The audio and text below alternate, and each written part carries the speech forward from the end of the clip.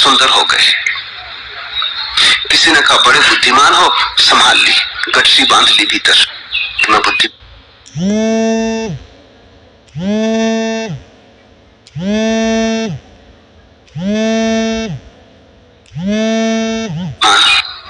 ये भी सब दूसरों का दिया हुआ है। थोड़ी देर को सोचो तो, अगर तुम उस सब को छोड़ दो जो दूसरों ने तुम्हें दिया है, तुम्हारी प्रतिमा ही बिखर जाएगी। इसमें मित्रों का भी दान है, शत्रुओं का भी दान है, अपनों का भी दान है, परायों का भी दान है। तुम गठरी बांधते चले गए हो, और इसलिए तो तुम्हारी जो आत्म प्रतिमा है बड़ी उलझी है, विरोधाभासी है। क्योंकि कितने लोगों से तुमने इकट्ठा कर लिया। ये ऐसे जैसे कि एक कार बनाई जाए और तुम एक एक पुर्जा जगह जगह से इकट्ठा कर लाओ। ऐसे तुम कबाड़ खानों से इकट्ठे कर लाओ सब कल पुर्जे, और फिर उसको जोड़ कर तुम कार बना लो। दिखाई पड़ेगी कि बन गई, चलेगी नहीं। यही तुम्हारी प्रतिमा है। कुछ कहीं से तुमने इकट्ठा कर लिया है, और इसीलिए तो तुम्हारे जीवन में संवाद नहीं। मित्रों ने जो बातें कही थी वो भी भीतर पड़ी है, शत्रुओं ने जो कहती थी वो भी भीतर पड़ी। किसी ने कह दिया बहुत सुंदर हो, किसी ने कहा कि तुम जैसा कुरूपात भी नहीं देखा, किसी ने कहा कि तुम बड़े दाता हो, बड़े दानी हो, किसी ने कहा कृपण, आखिरी दर्जे के कंजूस। ये सब पड़ा है भीतर। अब तुमको खुद भी समझ में नहीं आता कि तुम हो कौन। तुम्हारी अपनी कोई पहचान सीधी सीधी नहीं, सब उधार है। परम एकांत के क्षण में दूसरे तो होते ही नहीं, दूसरों ने तुम्हें जो धारणा दी थी तुम्हारे संबंध में वो भी नहीं होती। तभी तुम्हारा स्वभाव प्रकट होता है। एकांत में ही मंदिर है, एकांत में ही, परम एकांत में ही आत्म साक्षात्कार है। तो पहली बात तो ये ख्याल रखो, पूछा है घर परिवार में होते हुए भी मुझे लगता है कि कोई अपना नहीं। बिल्कुल ठीक लगता है, शुभ लगता है, सत्य लगता है, मगर चेष्टा इससे विपरीत चल रही होगी। चेष्टा ये चल रही होगी कि किसी तरह ये एकाकीपन मिट जाए, वस्तुतः कोई मेरा हो। बहुत लोग तुम्हें भरोसा भी दिला देंगे हम तुम्हारे, लेकिन वो बस भरोसा है, सांत्वना है, तुम्हें संतोष बनाया जा रहा है। जो अपने नहीं है वो तुम्हारे क्या हो सकेंगे, और कोई किसी का हो कैसे सकता है। कितना ही बेटा कहे मां से कि मैं तुम्हारा हूं, कल मां चल बसेगी, बेटा साथ नहीं जाएगा। कितना ही पति कहे कि सदा सर्वदा का तुम्हारा हूं, पत्नी मर जाएगी तो पति साथ नहीं मर जाएगा। कौन किसके साथ जाता है। ये सब बातें हैं, जरूरी हैं, क्योंकि आदमी बड़ा बेचैन, उसे संतोष की शराब चाहिए ताकि वो सोया रहे।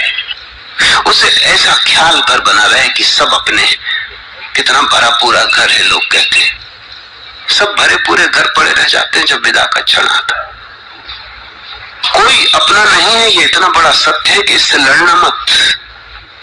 यही तो दुर्दशा है साधारण जन की, जो नहीं हो सकता उसे करने की चेष्टा करता है, जो हो सकता है मात्र निर्णय लेने से जो हो सकता है उसकी चेष्टा नहीं करता। कितनी बार तुम सबको नहीं लगा है कि कितने अकेले हो, मगर फिर तुमने अपने को बुलाने की कोशिश की। क्यों इतने डरे हो अपने से। जो भी तुम भीतर हो उसे जानना ही होगा। सुखद दुखद कुछ भी हो, अपने स्वरूप से परिचय बनाना ही होगा, क्योंकि उसी परिचय के आधार पर तुम्हारे जीवन के फूल खिलेंगे। जिनके जीवन के भी फूल खिले वे सब किसी न किसी रूप में एकांत की तलाश में चले गए थे। खिल गए फूल तब लौट आए बाजार में, लेकिन जब फूल खिले नहीं थे, चाहे महावीर चाहे बुद्ध, सब चले गए दूर एकांत में। बाहर का एकांत तो भीतर के एकांत की खोज का ही सहारा है। बाहर का एकांत तो भीतर की एकांत को बनाने के लिए सुविधा जुटा देता है बस। असली एकांत तो भीतर है।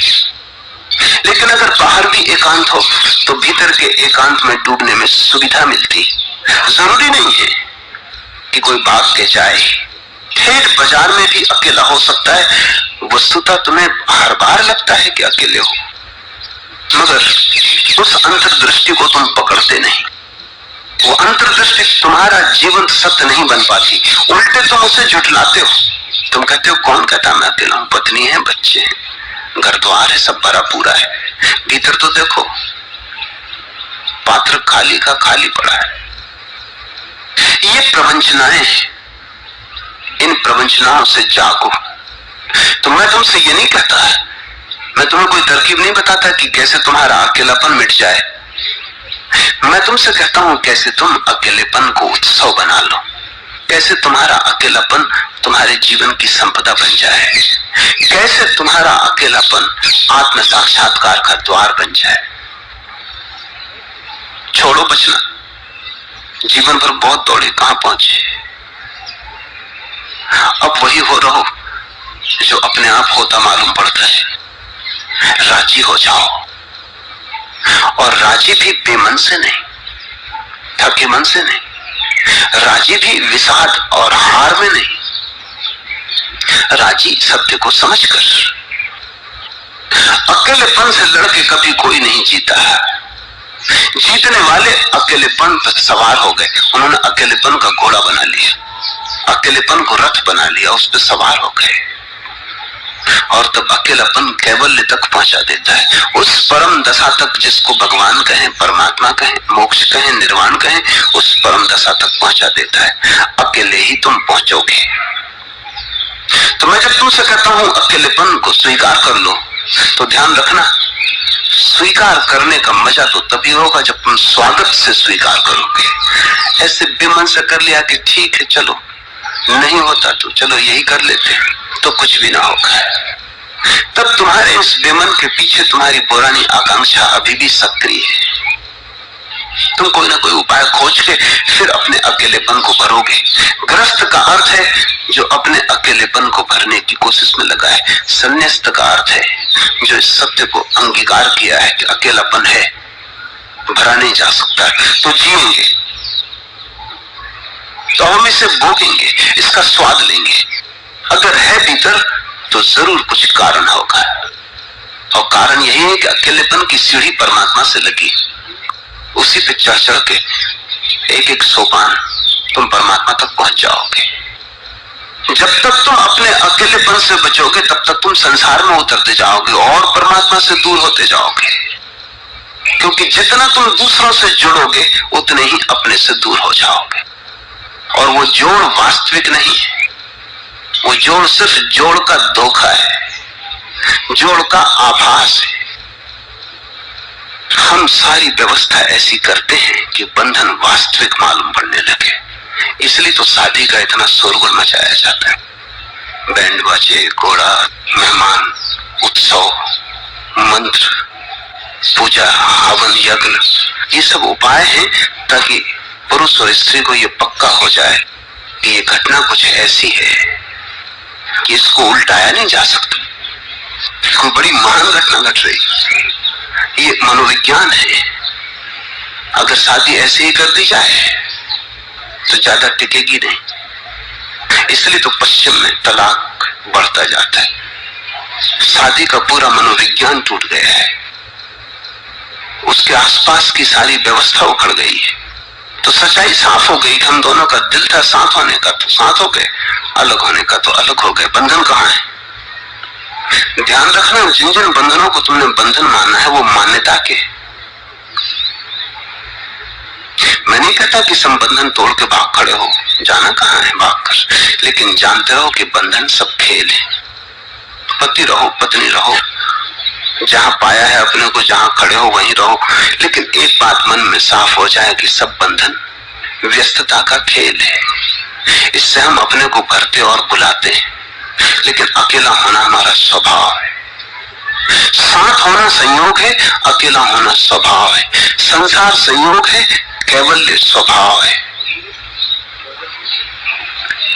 घर परिवार में होते हुए भी मुझे लगता है कोई अपना नहीं, मैं बिल्कुल अकेली हूं।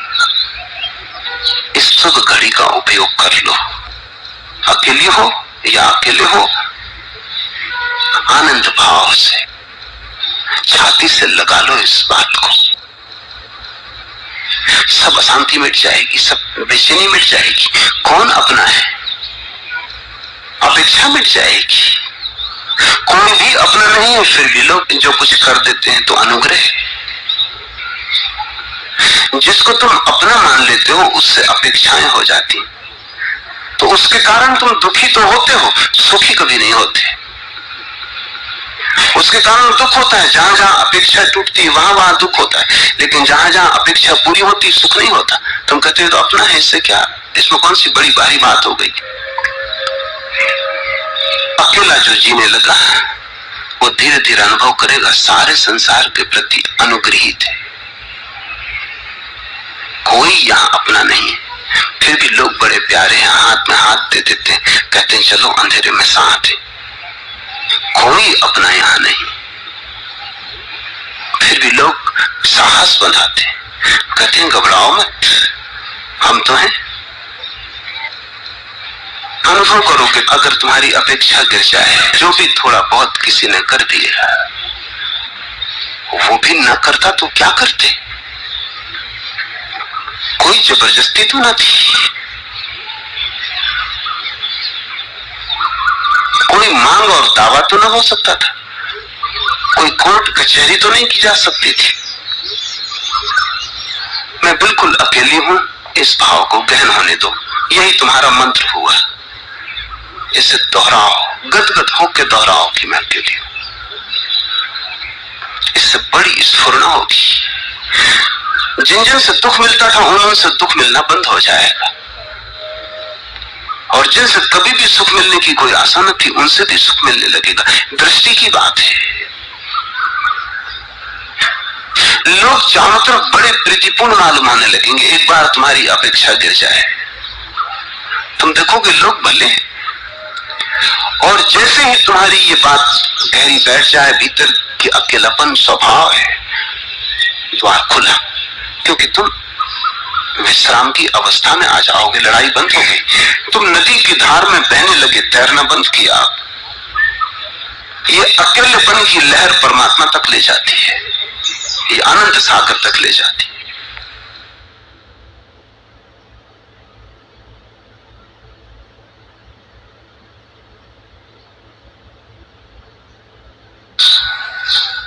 परमात्मा व्यक्ति नहीं, न परमात्मा शक्ति है, परमात्मा तो समग्र के जोड़ का नाम है।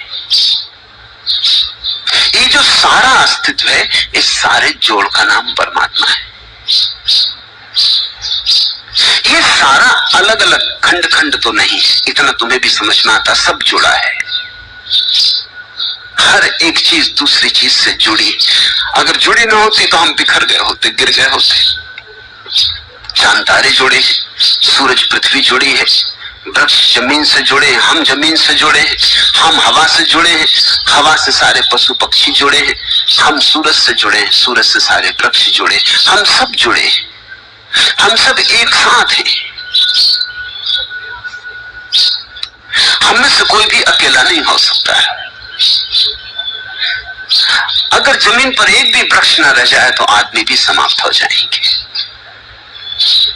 क्योंकि वृक्ष पूरे समय तुम जो श्वास से कार्बन डाइऑक्साइड छोड़ते हो उसको पी जाते, और उसको पीने के बाद शुद्ध करके ऑक्सीजन बना के छोड़ देते। उस ऑक्सीजन को तुम पीते हो, वो ऑक्सीजन तुम्हारा जीवन है। अब ये बड़े मजे का साझेदारी चल रही। वृक्ष तुम्हारे लिए हवा तैयार कर देते हैं, तुम वृक्षों के लिए हवा तैयार करते हो। तुम्हारे बिना वृक्ष भी ना जी सकेंगे। अगर सब पशु पक्षी और मनुष्य मर जाएं, सभी वृक्ष मर जाएंगे। यहाँ सब जुड़ा है, सब संयुक्त है। परमात्मा अगर तुम मेरे हिसाब से समझना चाहो तो संयुक्तता का नाम है। ये जो अंतर संबंध है सब चीजों का, ये जो जुड़ा होना है, सबका इकट्ठा होना है, ये जो समग्रता है, ये जो टोटलिटी है, इसका नाम परमात्मा है। परमात्मा कोई व्यक्ति नहीं। पल आंसू की तरह टपक कर फल ने हल्का कर दिया पेड़ को। बगीचे की मेड़ को जाने क्या हुआ, दरक गई, और मेड़ पर बैठी चिड़िया की बाई आंख फड़क गई, सब जुड़ा है। इधर फल गिरा और न मालूम क्या हुआ कि मेड़ दरक गई, और फिर न मालूम क्या हुआ कि वृक्ष पर बैठी चिड़िया की आंख फड़क गई। कल आंसू की तरह टपक कर फल ने हल्का कर दिया पेड़ को, बगीचे की मेड़ को जाने क्या हुआ दरक गई। मेड़ पर बैठी चिड़िया की बाई आंख फड़क गई। इस संयुक्ता का नाम परमात्मा है। जब तुम जीवन की संयुक्ता को देखने लगोगे तो तुम्हारा मंदिर में प्रवेश हो गया। और कोई मंदिर नहीं चाहिए, इस संयुक्तता का बोध चाहिए कि यहाँ हम सब जुड़े हैं, संयुक्त हैं। यहाँ अकेला कोई भी नहीं, अकेला कोई भी नहीं हो सकता। लाख लोग उपाय करते हैं अकेले होने का, लेकिन अकेले नहीं हो सकते। अकेले होने का उपाय ही नहीं। महावीर जंगल चले जाते हैं, फिर भी भोजन के लिए गांव आना पड़ता।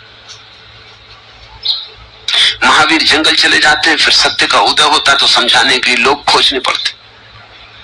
और जंगल में भी अकेले तो नहीं, वृक्ष काम कर रहे हैं, पशु पक्षी काम कर रहे हैं, झरने पानी ला रहे हैं, सूरज रोशनी डाल रहा है, चांद चांदनी ला रहा है। अकेले कहां, भागोगे कहां?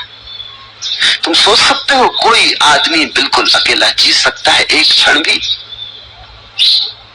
यहां अकेलापन हो ही नहीं सकता। यहां हमारा होना ही संयुक्तता में।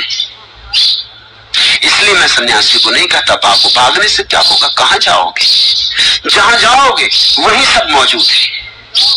जंगल में रहोगे, रात चांद निकलेगा और चांद तुम्हें उसी तरह से तरंगित करेगा जैसे कि बाजार में करता था। तुमने कभी ख्याल किया चांदनी रात तुम्हें कितना आंदोलित करती है? उतना ही आंदोलित करती जितना सागर के जल को। सागर में कैसी उतंग लहरें उठने लगती हैं चांदनी रात।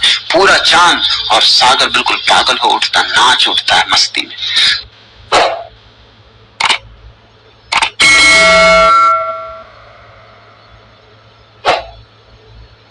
और ये भी तुम जान के चकित होगे कि पूर्णिमा की रात जैसे तुम्हारे भीतर प्रेम का भी ज्वार आता है।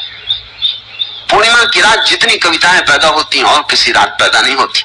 और पूर्णिमा के रात जितने लोग ज्ञान को उपलब्ध होते हैं उतने लोग किसी और रात को उपलब्ध नहीं होते।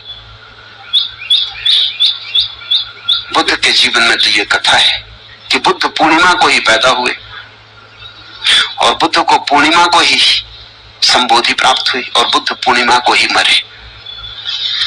ऐसा ना भी हुआ हो, क्योंकि इतना तीनों संयोग मिलना जरा कठिन है। हो भी गया हो, ना भी हुआ हो, मगर प्रतीक रूप से बात सच है कि जन्म भी बुद्ध